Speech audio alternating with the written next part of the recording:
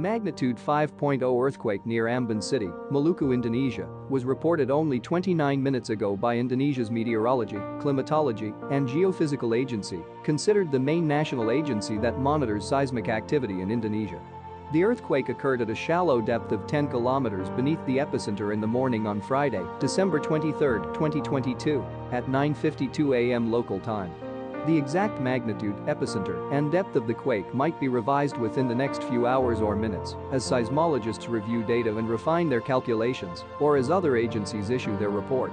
A second report from the United States Geological Survey which listed the quake at magnitude 4.7.